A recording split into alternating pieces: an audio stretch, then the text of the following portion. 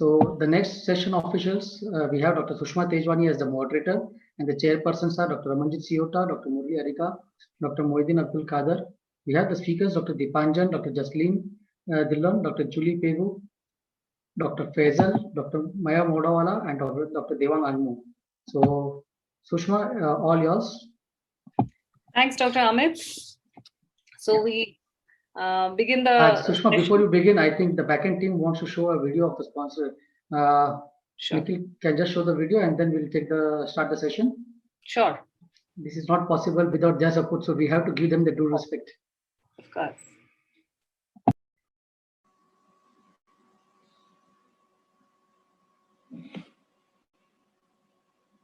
करण उसको अनम्यूट भी कर देना।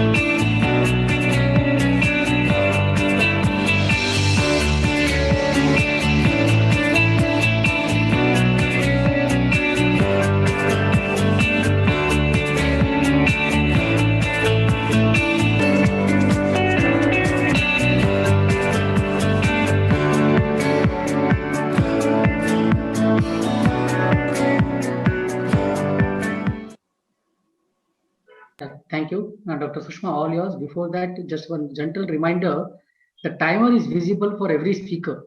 If you go full screen without seeing the timeline, you won't be able to see the timer. So there will be a ring 1 minute before the end of the talk and at the end of the talk. And our moderator also will help you to sum up. So request all of you to please stick to the time. Thank you. Thanks, Amit. And a warm welcome to all of you, all respected chairs, conveners, and the speakers. I think without any much delay, we will start with the talk straight ahead. So our first talk is by Dr. Dipanjan Pal, that is lasers in angle closure glaucoma. So Dr. Dipanjan, we can have you. Yeah, can you hear me? Yes. Okay. Shall I share the screen? Yes, please. Is it visible now? Yes, your screen is visible, sir. So at the outset, I would like to congratulate the AIWS team and specifically Dr. Amit for this wonderful show, and thanks for the opportunity. So laser therapy in angle closure disease aims either at relieving pupillary block by creating a full thickness hole in the iris, that is laser iridotomy, or in selected cases making circumferential stretch burns in peripheral iris to open up the angle recess, as in peripheral iridoplasty. Pathogenesis of angle closure disease starts with anatomical abnormalities of anterior segment, which leads to iridotabicular contact and intermittent or sustained rise of intraocular pressure. And the management typically aims at relieving pupillary block by establishing a communication between anterior and posterior chamber of the eye, and thereby flattening the iris and opening up the angle. So we need to see that who needs laser PI. 2 decades back, Professor Siota and Agarwal looked at the profile of subtypes of angle closure glaucoma in 500 consecutive eyes at RP Center and reported that LPI alone reduced intraocular pressure in almost 13% patients. They also reported that laser iridotomy alone or with topical medication controlled intraocular pressure in 50% of acute angle closure glaucoma. The fellow eyes of acute angle closure crisis patients were studied in an Asian population and showed that laser PI prevents long-term intraocular pressure rise in majority of them.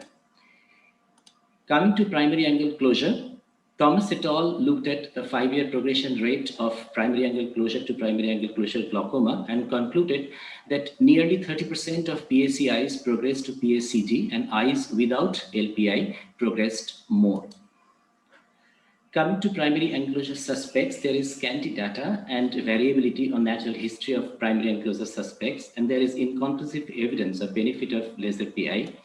So Thomas et al. In another study in primary ankylosing suspects saw that the 5-year progression to PAC was 22%, and none of them developed primary ankylosing glaucoma, and the benefit of laser PI still remained inconclusive. So there has been a real need for a randomized controlled trial like ocular hypertension treatment study to find out at-risk PACS eyes. The Junction Angle Closure Prevention Trial evaluated the efficacy of laser iridotomy in bilateral PACS eyes. It was a single-center randomized interventional controlled trial of PACS patients, of which nearly 900 bilateral PACS were included, aged 50 to 70 years, where LPI was done in one randomly selected eye, and other eye was at control. The primary outcome was PAC with PAS plus high intraocular pressure or acute ankylosing glaucoma in 72 months' time. The incidence rate of primary outcome was 4.19 per 1,000 eye years in LPI eyes versus 7.97 per 1,000 eye years in control. And the primary outcome was there in 19 treated and 38 untreated eyes. And there was 47% reduction in the event rate. So they concluded that the risk of conversion to PAC from PACS is remarkably low, and the laser PI decreases the risk of unconversion. The benefit of laser PI is limited in community setting.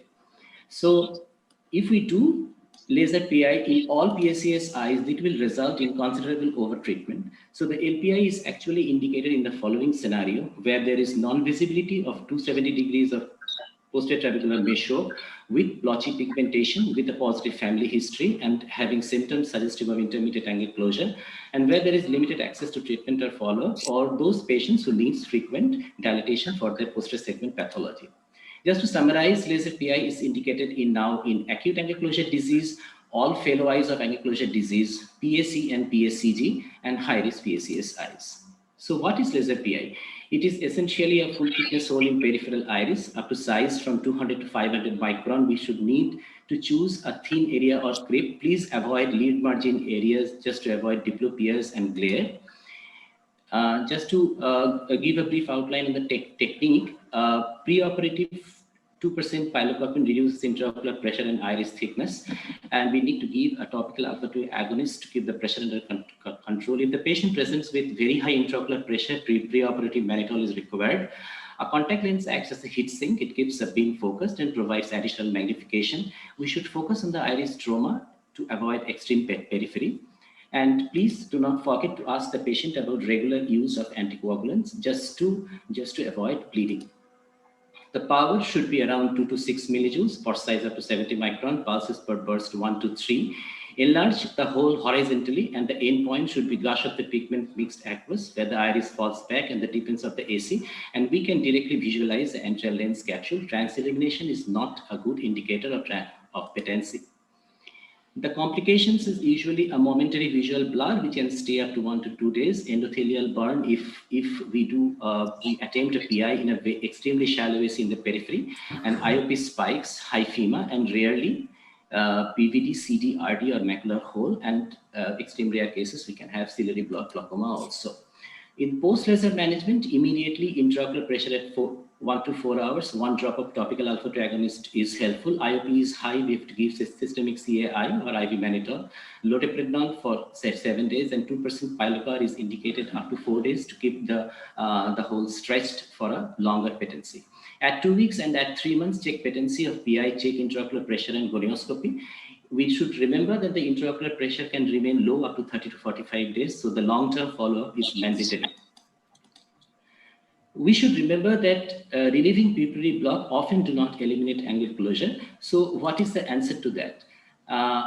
A residual angle closure post LPI. In Leuven eye study, we have seen that 20% of the eyes that had residual angle closure 2 weeks post LPI, where angle closure was defined as more than 270 degree functional closure on gonioscopy. And in another study by Bhaskaran et al., we saw that more than 80% of the PACS had gonioscopic residual angle closure and greater baseline iris volume and higher intraocular pressure at baseline, were the independent risk factors for residual gonioscopic angle closure.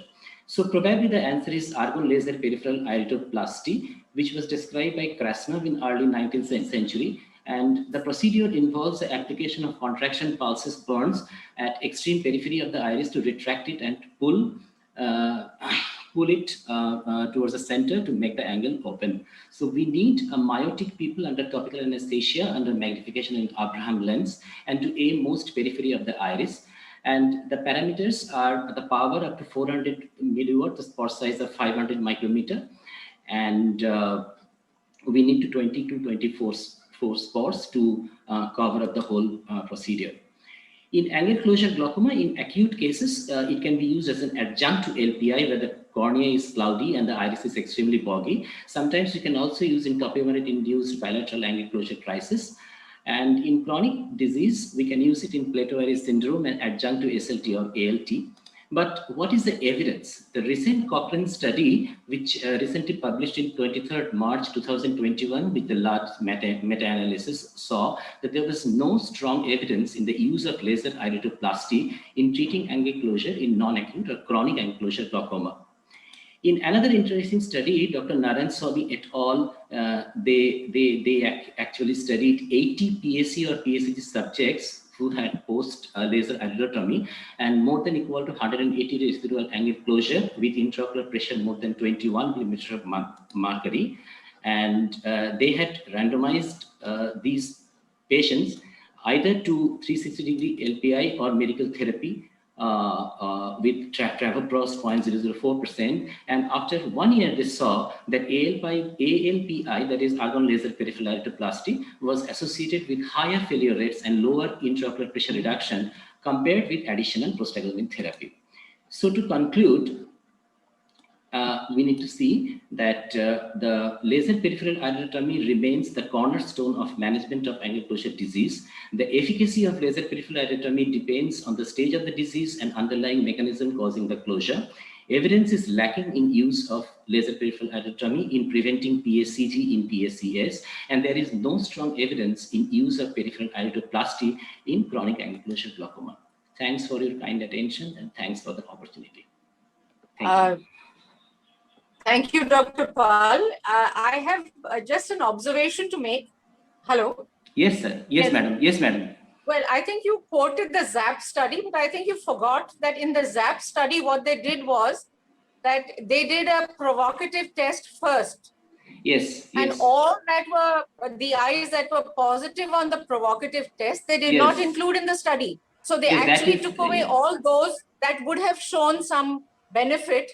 And therefore, that study is actually a completely useless study. So I think please keep that in mind. That, that is a limitation of the study, madam. It's a huge limitation. It's a useless study, but still it says that there was some use of doing an iridotomy. So please do an iridotomy in every patient where you think there is a suspicion or a likelihood of angle closure. It is a small procedure, very safe procedure if done with a Nd:YAG. So please do not hesitate to use it. The second thing is you didn't talk so much about PSCG. What is the role of an iridotomy in PSCG? So I think that's something else that we should keep in mind, that an iridotomy will relieve the relative pupillary block, which is almost inevitably additional to the plateau iris or the lens-induced sort of exaggerated lens vault and things. There is always some amount of relative pupillary block. So an iridotomy takes care of some of that. And in patients who already have synechiae, the iridotomy will allow the iris, which has not stuck to the trabecular meshwork, to fall back in areas, and may, in about 20 to 30%, it may allow medical control where otherwise you might be considering surgery.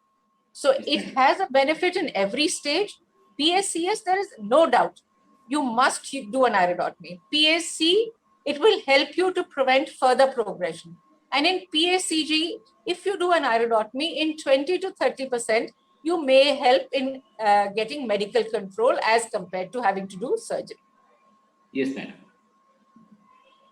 Thank you, madam, for the addition. Thank you so much, Dr. Deepanjan, for the excellent talk. And thank you, Dr. Sehota, for your pearls of wisdom on the subject. Let's move on to the next talk now. We have Dr. Mohiuddin Abdul Qadir for role of LPI in pigment dispersion syndrome and microspherophakia, an 8-minute talk. Can we have you, Dr. Mohiuddin? Yes. So, okay, ready? My screens are visible? Yes. Yeah. So now the topic is role of laser PA in pigment dispersion syndrome and microspheraphakia. I just see a small case report. We have a 39 years old gentleman came with history of halos, pain, and irritation in both eye.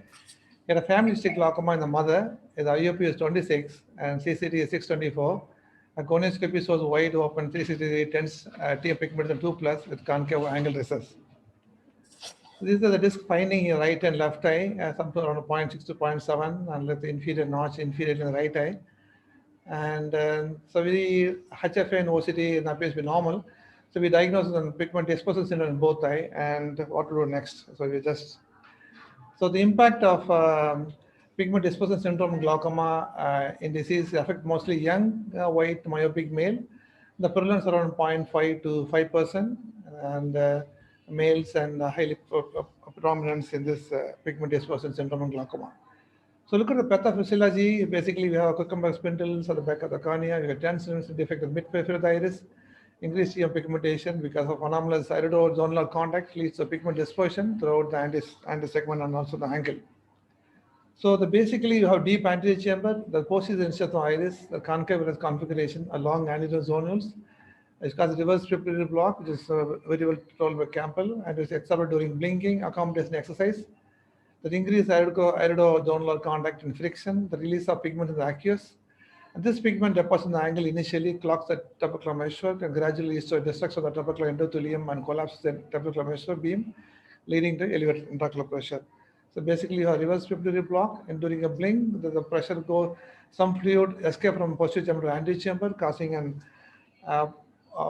pushing of iris backwards, such as the zonules, releasing the pigment, and again pigment release and causing a glaucoma. How often does pigment dispersion convert to glaucoma? There's roughly around 25 to 50% of patients with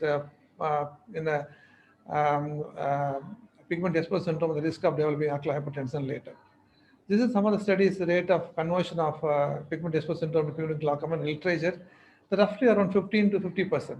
So some say 15% like Scott study and Siddiqui study, and there are up to 50% in Ferrer study. If you look at this graph by Yasmin Siddiqui, the risk of developing pigment glaucoma from pigment dispersal syndrome, the study that are only a 10% conversion at the age of 5 years, and it is only 15% at the age of 15 years. But same time, if you take intraocular pressure and Kaplan-Meier, if you have the pressure of more than 21, the risk become double. It become 20% in 5 years and become 40% in 15 years. So how does a PA works in PDS? This is basically going to reverse the pupillary block, and this is very well told by Karikov in 1992 in ophthalmic surgery. So what does PA do? PA equalizes the pressure between anterior and posterior chamber and reduces the posterior contact to the iris, reduces friction between iris and zonules. And basically, there's a friction, and once you do a PA, the anterior and posterior chambers become equal. How a laser PA affect the configuration of iris and anterior chamber angle? What is the effect of laser PA and IOP? Does PA prevent progress on visual field? These are the questions. There's a lot of literature review done. There are 6 RCT and 2 cohort studies in this literature review. The goal is to review the effect of PA and PDS in glaucoma, pigmented glaucoma. This studies are basically for pigment dispersal syndrome. You have Catulliffi in 2 studies. Then you have a study by Scott et al. Then you have a study by King et al. Describing about the pigment dispersal syndrome converted into PDS. So the effect of PA and anti-symbol angle, basically the UPM shows greater flattening of iris in the PA group, and A-associated decrease in chamber volume and significantly decrease the iridocorneal angle, especially in a post-PA. So the effect of PA and IOP in pigment dispersal syndrome in Quint et al. Studies is statistically significant lowering of IOP post-PA. In Scott et al., no benefit of PA in progression from PDS to with ocular pigmented glaucoma in 3 years of follow-up. And Catulliffi et al. IOP stability was found in 14% of the PA group. Assisted group of the control group had a rise of IOP more than 5 mm mercury in 10 years of time. So this study from European Glaucoma Society shows that in a patient with the pigment dispersal syndrome, the most significant ocular risk factor for conversion to glaucoma is an IOP more than 21 mm mercury of percentage, other than any other factors like family history, effective on the age, degree of pigmentation confuse issue. So this case, I told you our case is on 13 years old man, pressure is 26, CCT is 624, family is glaucoma, and this finding and has a CCT dense pigmentation. So we done an UBM, and UBM shows an posterior biome of the iris and close proximity of the anterior zonal bundle with posterior iris and narrow touch. So we decided to do PI, and post PI he had a pressure of 36 and 42. Because we can have steroids for a week, 4 times a day for a week in the post-op. We suspect a high steroid responders, we stopped the steroids, and after a week, the pressure is 18 without any medications. So to conclude, PA seems to have decrease in biochemical factor in iridocorneal contact. The effect of PA in IOP lowering also not proven convincingly. There's no clear demonstrated benefit of doing PA in terms of visual field focus, especially in a pigment dispersion syndrome. So come to microsphere, second talk of microsphere again, the rare entity in Weill-Marchesani syndrome, a small spherical crystalline lens with increased anterior-posterior thickness, reduced equatorial diameter, bilaterally useful. It is bilateral, usually is bilateral. And glaucoma in the spherophakia, especially the lenses, spherical lenses, lead to pupil to block because of lens will be moving up and down. A second angle closure. The correlative angle with the spherical lenses, the angle abnormal because of the agenesis of the angle structures are the other mechanism reported. And PA may be beneficial in presence of closed angle with the lens subsection in R arise in IOP secondary pupil block.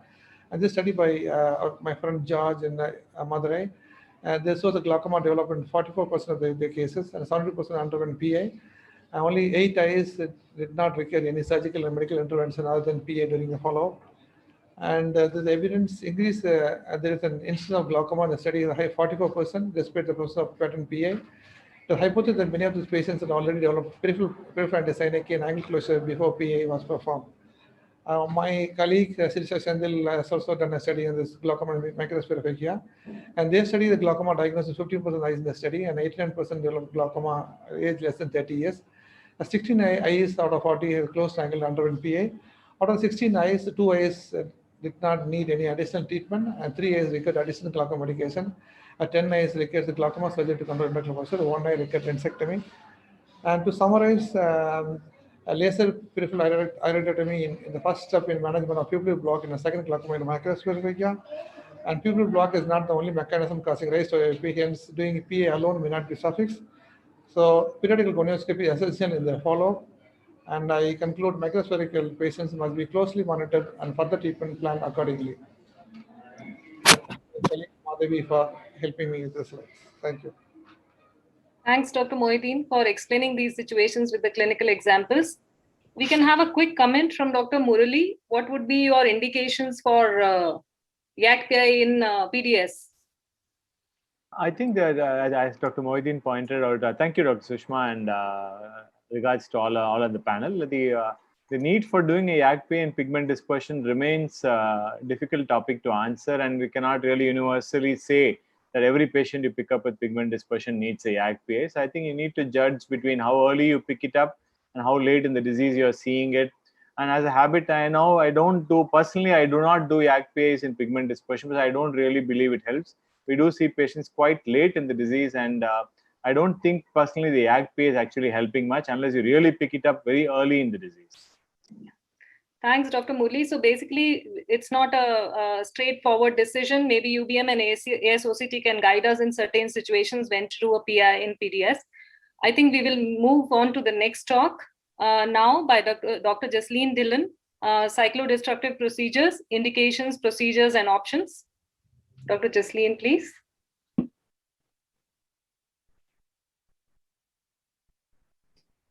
Is my screen visible? Yes. Okay. Good afternoon, everyone. Sorry.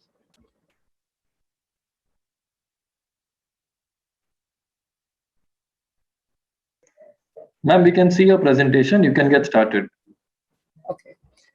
So good afternoon, everyone. I'll be talking about cyclodestructive procedures in glaucoma. And basically, the mechanism is suppressing the aqueous humor production by destroying the ciliary body epithelium.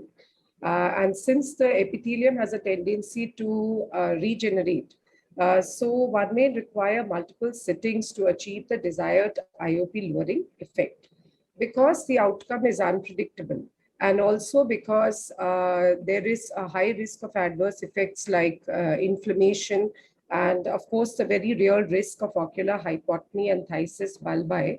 So these procedures have traditionally been indicated for refractory glaucoma and eyes with a poor visual acuity or prognosis. So invariably, one will be doing it in patients with mostly secondary glaucomas, or patients with previous failed filtration or shunt surgeries or significant conjunctival scarring, where one may not, go in for invasive procedure because of the poor prognosis. Lately, however, we are having some new technologies whereby the indication is getting widened also into moderate glaucoma eyes, where the person has vision. The options that are available are diathermy, surgical excision, cryotherapy, but what is being prevalent in today's world is the diode laser cyclophotocoagulation, which is being done. So why the diode laser cyclophotocoagulation? Because this is a near infrared 810 nanometer wavelength, which is more absorbed, by the melanin in the ciliary epithelium. So the destruction is more targeted and there is less inflammation. There are various options that are available, but the cyclocryotherapy, I will just take a minute on the cyclocryotherapy because it is still relevant today in places where we may not have access to the diode laser cyclophotocoagulation, or where one may find it anatomically challenging to do a diode laser cyclophotocoagulation. The higher complication rate in this procedure, with a risk of almost 15% of phthisis bulbi even after one sitting, means that this is something that we have to take care of. One of the advantages is that if you have a painful blind eye, the corneal anesthesia that takes place in this process gives a better pain relief. So the cryoprobe 2.5 millimeter diameter is used. It is placed 1 to 1.5 millimeter behind the limbus, and for 1 minute the cryo is applied. The tip is allowed to thaw slowly. In all cycloablative procedures, we have to take informed consent, and preferably use retrobulbar anesthesia because this is a painful procedure. Avoid the 3 and 9 o'clock position, and because of the long posterior ciliary arteries and vessels,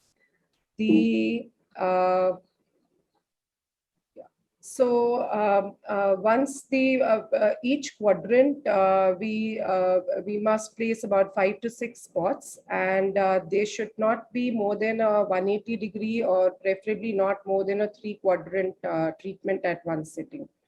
Post-operatively, patients need to be given the analgesics, antibiotics, steroids, which are tapered over 4 to 6 weeks. All preoperative anti-glaucoma medications are continued and tapered as per the clinical response. Excuse me, I think it's not. Yeah. So the laser cyclophotocoagulation can be applied transsclerally, transpupillary, or it can be endoscopic. The process is,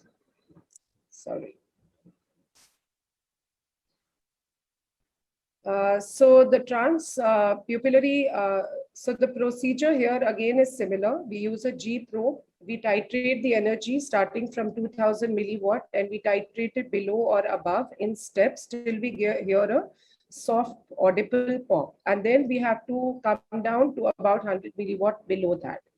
The spots are applied half a probe width apart, and about 5 to 6 spots per quadrant. The transpupillary cyclophotocoagulation is possible only in certain situations where we are able to see the ciliary processes. For example, traumatic aniridia, advanced neovascular glaucoma, or where you have a large sector iridectomy. So the slit lamp delivery system using the Goldman 3 mirror and the argon green or the Nd:YAG laser is used, and the endpoint is blanching of the ciliary processes. Endoscopically mounted cyclophotocoagulation is done as an intraocular procedure. So you make a clear corneal 2 millimeter incision, either temporally or superiorly. You go right up to the pupillary margin. And when you are about a spot where you can visualize about 6 processes is when you can do the continuous wave laser. Again, the endpoint is blanching or shrinking, and we need to avoid overtreatment in the form of rupture, popping, or gas bubbles. The endoscopic cyclophotocoagulation, though usually done in aphakic or pseudophakic eyes, and can also be combined along with a phacoemulsification. But in certain situations, they have also done it in phakic eyes. This allows a more precise treatment and lower energy, minimizing collateral damage. It should be avoided in pseudoexfoliative eyes or inflammatory eye diseases. So although there are multiple studies which talk about the effect of diode laser cyclophotocoagulation in a severe glaucoma, to quote one which is representative, the diode laser ciliary ablation study shows that the success criteria, which is IOP reduction of more than 20%, is 72% at 1 year and 52% at 2 years. And the complications that were mostly encountered were a loss of vision, burns to the conjunctival surface in about 1/3, and a hypotony risk of 3.7%. Something of interest in recent years is the micropulse diode laser cyclophotocoagulation, which promises fewer risks and is found to be fairly equally effective. And this has, in this, we are giving a laser application in an on-off cycle. So the on cycle is 31.3%. So the off cycle is the time when the tissue, especially the joining tissue, is given some cooling off time. So because of this, the collateral damage is lesser, the risk of complications or hypotony is presumably lesser, and it has been offered as an alternative to a surgical option in selected patients. It improves both conventional and the uveoscleral outflow. And in this, the procedure is basically similar. The markings are done at 3 millimeter from the limbus, and the probe is then moved in a sweeping fashion in the superior and the inferior quadrant. So 80 seconds treatment superiorly and inferiorly, and a lower duty cycle in patients who need repeat or have a history of uveitis or inflammation. So in certain people who are intolerant to medications or have poor surgical candidates, elderly, have compliance issue, or are not keen on repeat surgery, this is an alternative that is being investigated and studied fairly a lot nowadays. And but we have to remember that the risk of hypotony and visual loss is certainly there. So we have to be very careful when advising this laser procedure for seeing eyes. In conclusion, cyclodestructive procedures are mainly used as an adjunctive technique. In the future, they do promise an alternative option, but need further study, especially with regard to safety profile and titrating the treatment options, and cost may continue to be a barrier.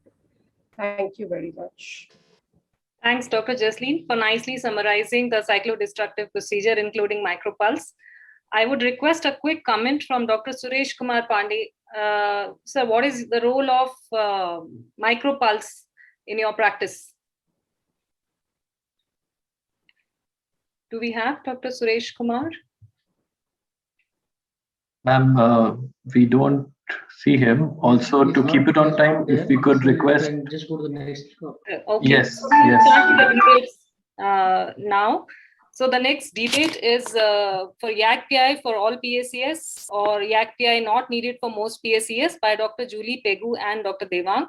And then we will hear the final verdict from, I would request Dr. Ramanjit Sihota, who's the master of the subject and right here with us as chair at the end. So Dr. Julie Pegu, can we start? Yeah, a very good afternoon to all the esteemed faculty. So I'll be talking for YAC-PI for all PACS. So in primary angle closure suspect, there's more than 270° of iridotrabecular contact with no signs of pulse closure and with a normal intraocular pressure and the normal optic nerve. So in this scenario, you may either want to go for observation with a regular follow-up, or you may want to do a PI. So I would prefer to do a YAC-PI in all my PACS as the global burden of glaucoma is overwhelmingly high. In India, glaucoma is a leading cause of irreversible blindness, with 1.2 million people blind due to it.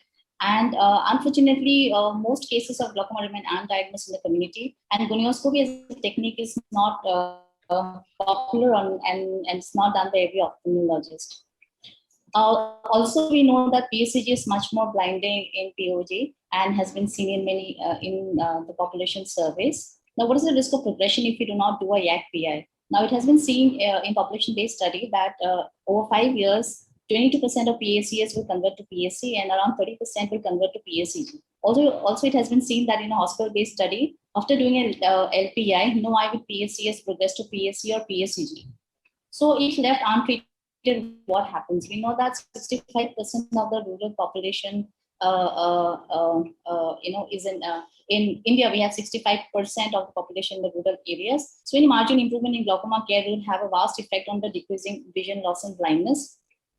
And because most of these people, they're residing in rural areas, so the follow-up will be quite, maybe quite poor. So the most prevalent, in one of the studies, it was seen that the most prevalent barriers to follow-up were belief that there was no problem with the one size and the lack of ascot. And as we know, the prevalence of angle closure is higher in females. The problems are magnified in women.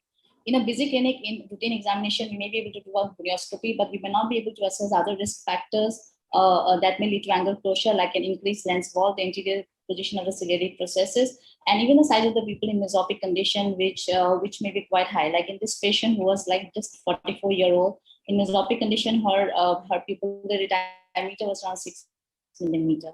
And also nowadays, like, yoga is very predominantly done by many people, and it has been seen that yoga done in lying down position may increase the pupillary block and may predispose the size for angle closure glaucoma.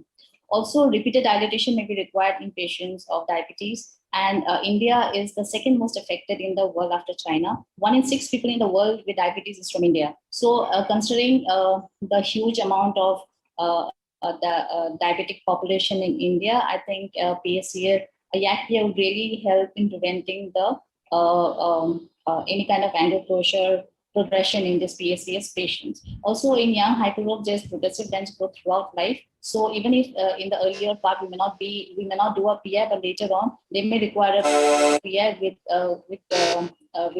progression of angle closure. Also, what is the direct cost of treatment in acute glaucoma?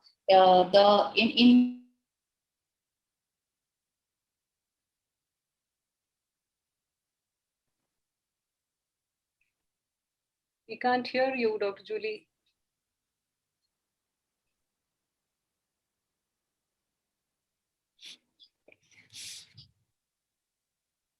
I think a technical glitch. Once her time is over, we'll start with the next presentation. Yeah, I think we've lost her. Yeah. Yes. So I think we can move on to Dr. Devang for the YAC-PI not needed for most PACS. Sorry, actually, You're back, Julie. We thought we missed you. Yeah. You can quickly sum up. Yeah. I'll just sum up. I'll just share my screen again.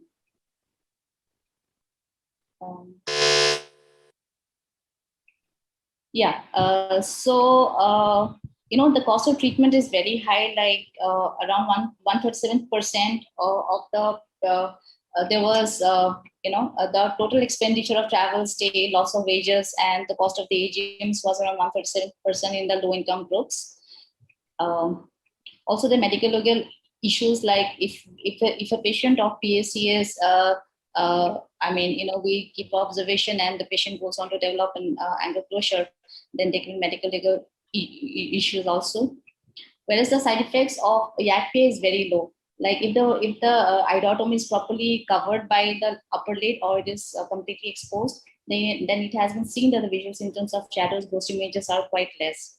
So I'd like to conclude that laser PI has been found to be safe and effective, and the economic and the visual burden of PSCG is very high. So when you see a patient, it may be the only time that you may see him. And so I would like to do a YAGPA in all my PSCS patients. Thank you so much. And sorry for the inconvenience. No problem. Thanks, Julie. Let's move on to Devang. Devang, can you share your screen, please? Dr. Julie, you have to unshare. I am trying to share. Yeah, I just unshared. Is my slide visible? No, not yet. Now is it visible? Yeah. Yes.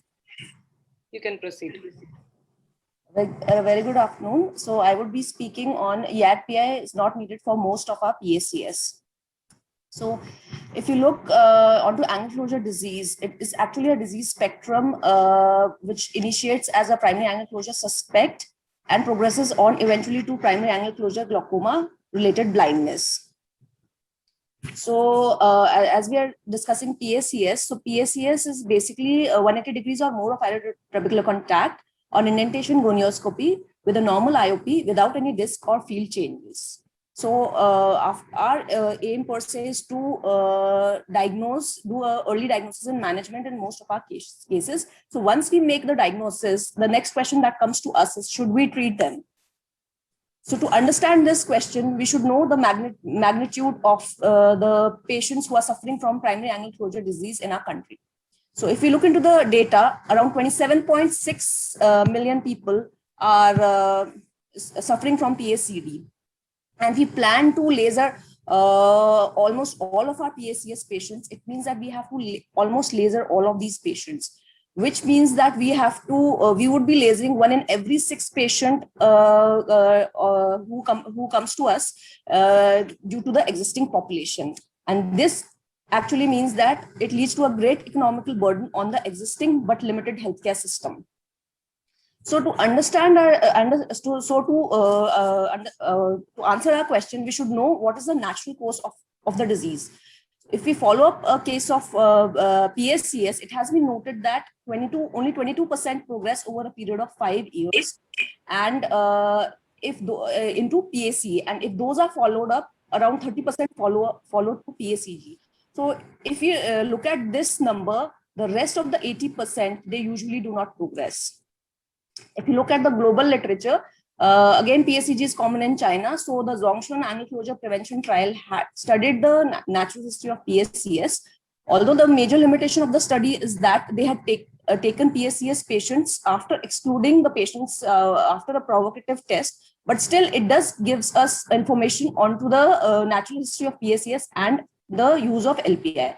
So they have noted after studying enrolling 889 patients and doing LPI in one eye and observation in the other arm, they noted that in PACS patients, the rate of developing raised IOP, pass or angle closure was less than 1%. And they concluded that in view of the low incidence rate of angle closure glaucoma, the benefit of doing a prophylactic PI is limited, and therefore widespread prophylactic PI is not recommended.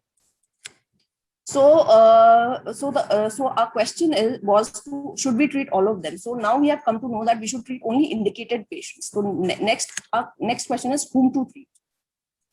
So for this, we should be treating patients who have fellow eye of PAC, case of fellow eye of PAC or PACG, because the literature shows that around 50% of these eyes, if left untreated, leads to angle closure glaucoma.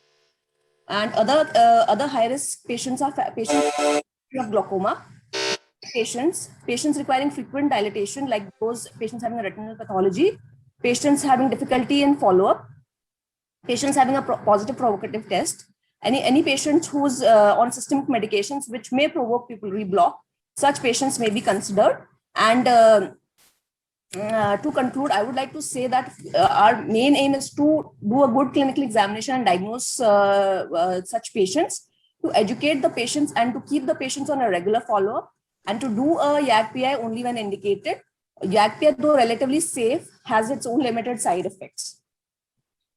So to conclude, I would like to say that we should perform PI in PACS only when indicated, and we should prefer to educate our patients and monitor them regularly rather than lasering all the patients who are being diagnosed, because this will indirectly increase the burden on the existing but limited medical or healthcare system. Thank you. Thanks, Devang. Can I request Dr. Ramanjeet Sehota to please give the final verdict on this? It's a pleasure to hear from the master. Both speakers, I basically said we need to do an iridotomy where indicated, so high risk. I think I would like to reiterate that about at least a quarter of us as Indians walk around with narrow angles. However, only about 2 to 5% develop any kind of primary angle closure disease. So definitely we don't need to treat every single PACS we see, but also think that all the patients that come to us as glaucoma specialists only come to us when they've actually got very advanced disease. So you have to err a little bit more on the side of iridotomy than you would maybe in the UK or in Singapore, where everybody is very close to a hospital. So keeping in mind that, the high risk in our situation would include ladies who live in some village and would find it difficult to come back, I think then you have to change your high risk criteria and include these in it as well. Also, I would again reiterate that the only problems that have been faced with an iridotomy are those where an organ and a YAG iridotomy or only an organ iridotomy have been done. ND-YAG iridotomies have been very, very safe. True. Very true. Thank you, ma'am. So we are very running short of time, so we'll move on to the next debate now. We have SLT versus primary treatment for early POAG by Dr. Faisal, and then medication in primary therapy for POAG by Dr. Manav. So we can have Dr. Faisal first. Thank you. Can you hear me, ma'am? Yes, we can. I hope my screen is visible. Yes, you can start. Thanks, Dr. Amit, for giving an opportunity. I'll be debating SLT as a primary treatment for early POAG. So SLT was developed in 1995, further later was approved by FDA in 2001. It is a frequency double ND-YAG laser, which deliver the laser energy in a very short pulses. As compared to ALT, SLT selectively target the pigmented TM cells and causes less scarring and no collateral tissue damage, and hence it is repeatable. Still now it is an underutilized modality for various types of glaucoma. So why SLT as a primary treatment? So now we have enough evidence about its effectiveness and safety. One of the major studies, the LIVE trial, this is a multi-centric large randomized trial which included more than 700 patients and divided into 2 arms. The SLT arm at that 3-year, 74% of the SLT patients required no drops to maintain the target intraocular pressure. And the study concluded that SLT should be offered as a first-line treatment for open-angle glaucoma and ocular hypertension. The crux of the study was SLT group was had less disease progression, and SLT group of need less treatment escalation, and SLT has better IOP control, required less number of cataract extraction, and none of the patients in the SLT arm required glaucoma surgery.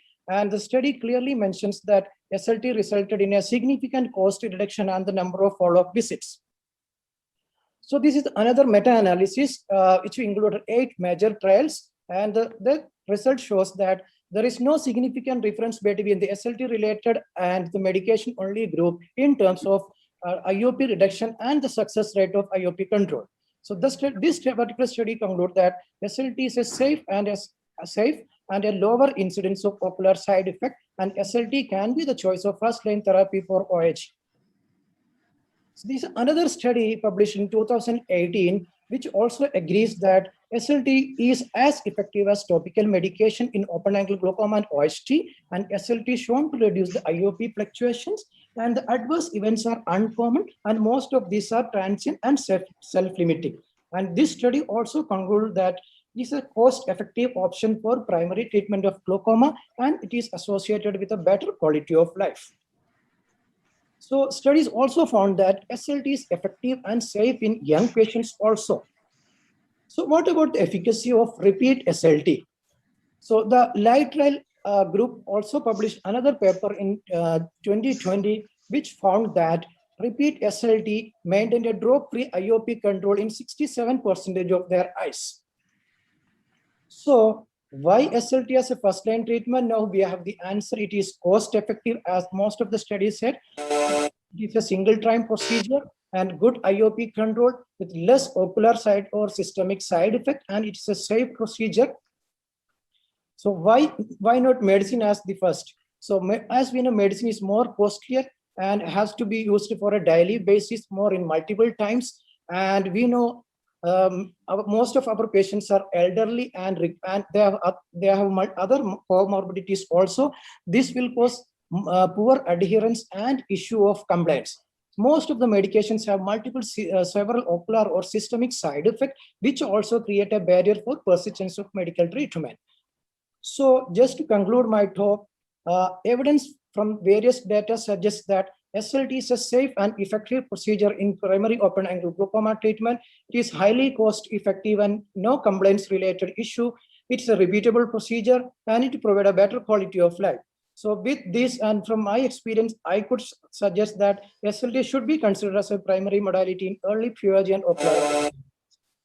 Thanks, Dr. Faisal, for putting your point across very well. Can we have Dr. Manav now for medication as primary therapy? Yes, ma'am. He sir needs to stop sharing his screen, please. Yeah. Am I audible? Yes, you're audible. Yeah. Can you share your screen, please? Yes, ma'am. Is it seen? Yes. Yeah. So good afternoon, everybody, and many thanks to Dr. Amit and the scientific committee for giving this opportunity to speak on medications versus SLT in early POAG, and I shall speak on behalf of medications. Yes. You can make it slideshow. Yeah. It's a slide. Okay. Yeah. So I have no financial interest. So we all know burden of glaucoma in India is quite heavy, with almost 11-12 million of people suffering in India as of now. Prevalence rates of open-angle glaucoma all the way from 1.5 to 3%. And topical anti-glaucoma medications have been our main sustaining force as far as treatment of glaucoma is concerned from the last century itself. As we see, the timeline of anti-glaucoma medication started all the way in pilocarpine in the 1800s. We had Timolol somewhere in the 1980s, and then in early 2000s we had a prostaglandin analogs, and recently in the last year or two itself we've had Rho kinase inhibitors as well. So these are all the plethora of options available for us in the form of anti-glaucoma medications, either PG analogs, beta blockers, brimonidine, dorzolamide, pilocarpine, and of course the new kid on the block, which is either ripasudil or netasudil, which is the Rho kinase or the ROCK inhibitor. There's also options of fixed drug combinations of any of the above.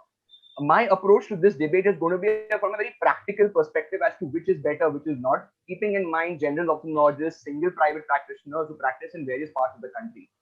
Anti-glaucoma medications, topical, have easy access, widely available all over the country, Kashmir to Kanyakumari, Maharashtra to Arunachal Pradesh, everywhere, from original to generic molecules at varied cost. So you can depend on what is the status of the patient, you can prescribe accordingly. There's a robust and well-documented IRT drop, whether individually or in combination, which is well known. And in early POAG, usually one drug is sufficient for adequate IOP control and can always add on as required.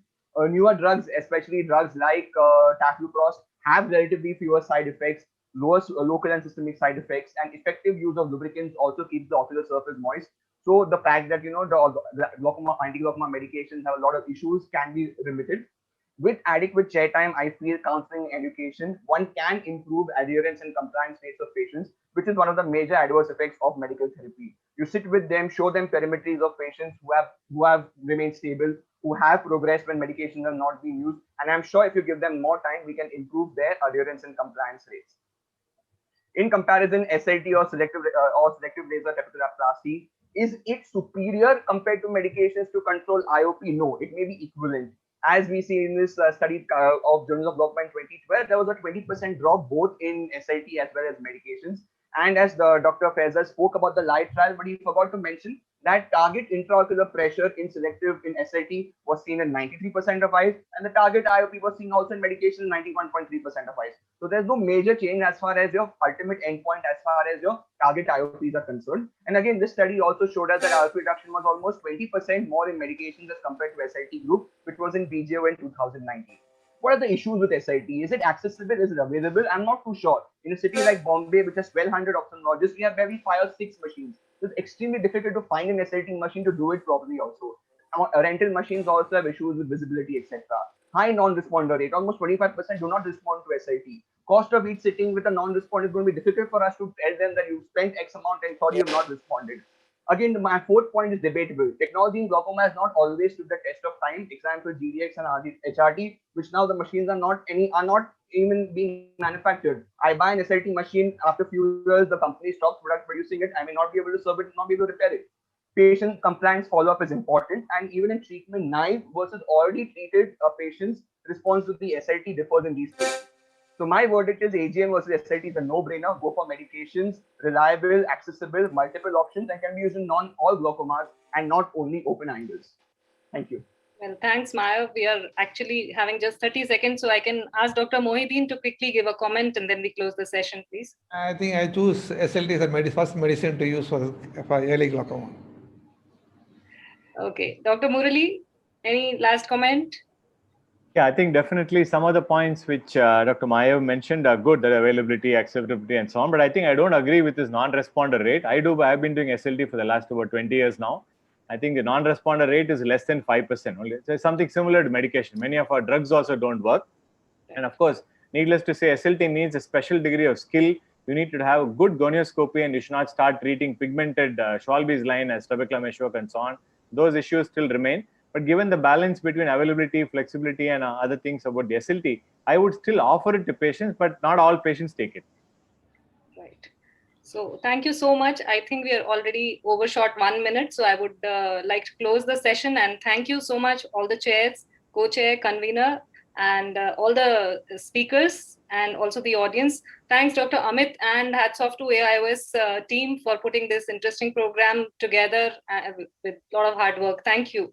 Thank you. you Thank you very much. Thank you. Thank you so much for concluding.